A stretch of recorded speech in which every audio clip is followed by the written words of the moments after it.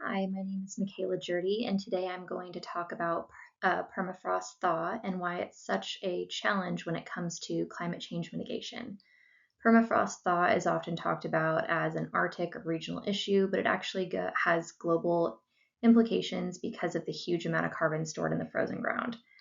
I'll go over a quick overview of what permafrost is, then I'll explain why permafrost thawing makes climate change mitigation more complicated. After that, I'll go through some of the main opportunities and barriers for addressing permafrost thaw, and at the end, I'll talk about the situations where these strategies tend to be more useful. So first, what is permafrost? Permafrost is a thick subsurface layer of soil that stays frozen at or below 0 degrees Celsius for at least 2 years in a row. One important thing to know is that it's not just frozen ice.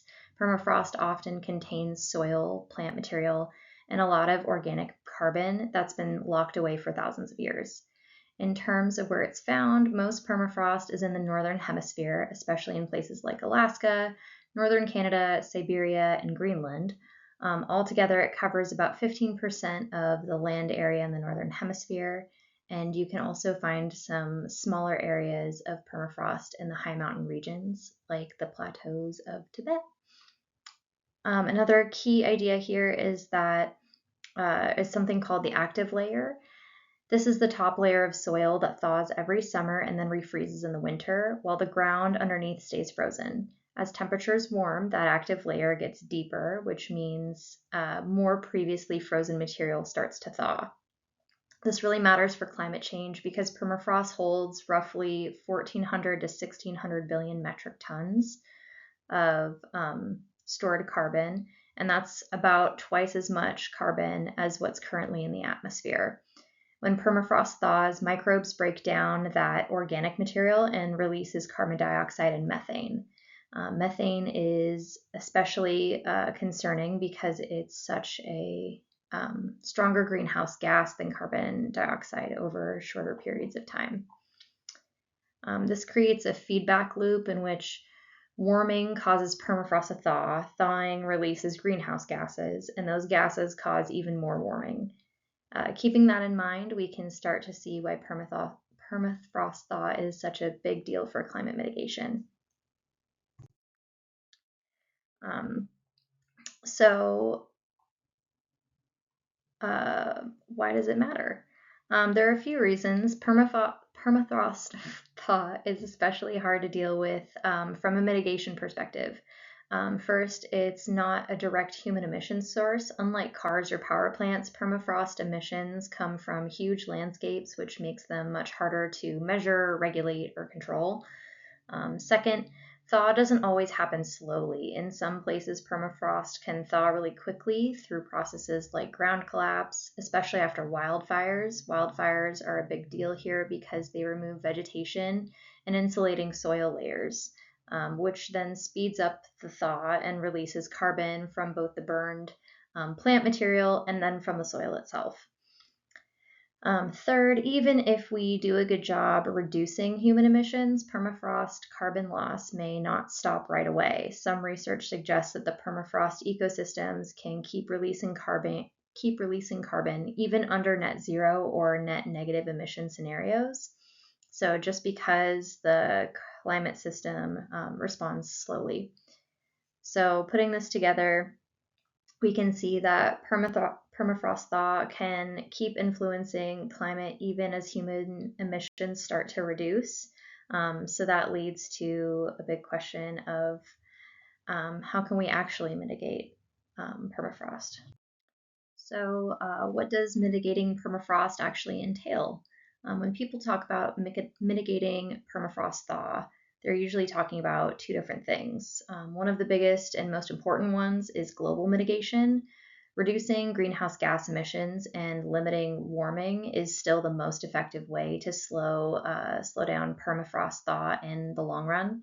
On top of that, there are also more targeted local strategies that aim to slow thaw or reduce emissions in specific high-risk areas.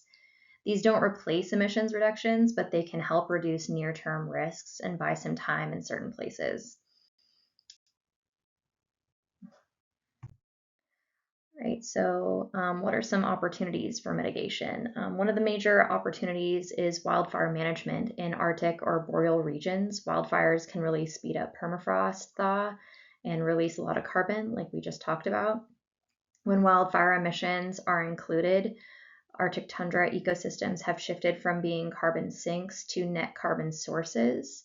So, reducing the severity or frequency of fires, especially in these areas that have a lot of carbon rich permafrost, can lower both the immediate emissions from burning and longer term emissions from the thaw. Another opportunity has to do with peatlands and wetlands. There we go.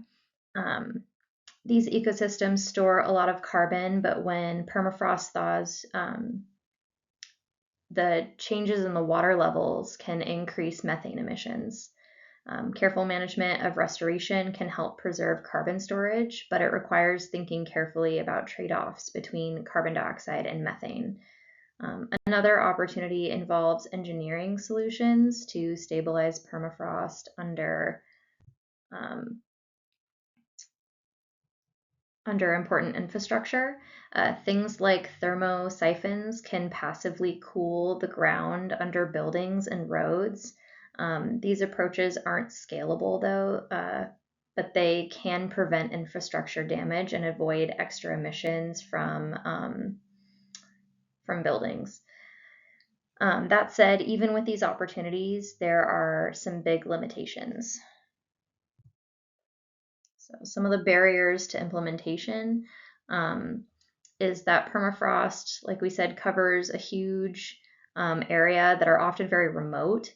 It's really not realistic to intervene everywhere considering the vast land area that we're talking about.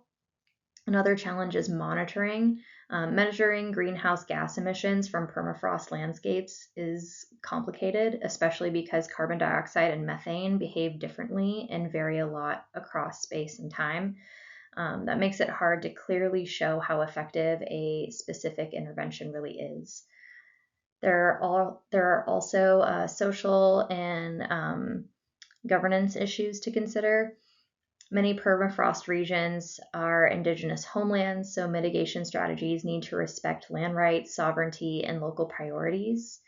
Without that, strategies are unlikely to be successful or fair. Finally, there's a lot of scientific uncertainty. Permafrost responds differently depending on soil type, ice content, vegetation, and water conditions. In some cases, actions that slow thaw could actually increase methane emissions, creating trade offs instead of very clear benefits.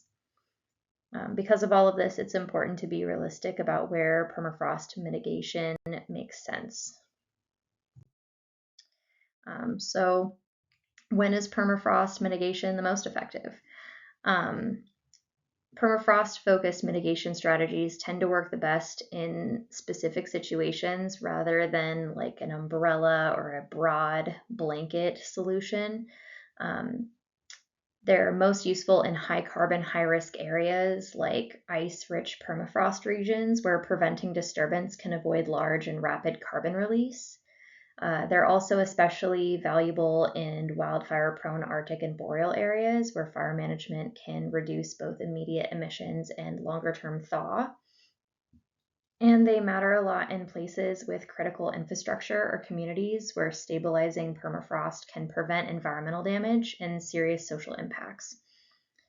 Overall, these strategies are best thought of as targeted ways to reduce risk and buy time, but they're not replacements for cutting greenhouse emissions globally. To wrap things up, permafrost thaw is a major challenge for climate change mitigation because it adds powerful and partially irreversible feedback to the climate system.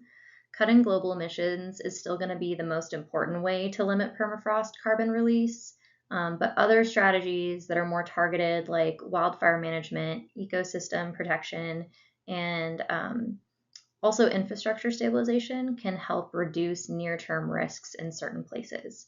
Understanding both what these strategies can do and what their limits are is going to be really important for realistic and effective climate mitigation planning in the future.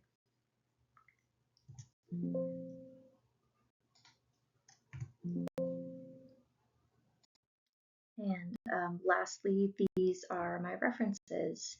Thank you so much.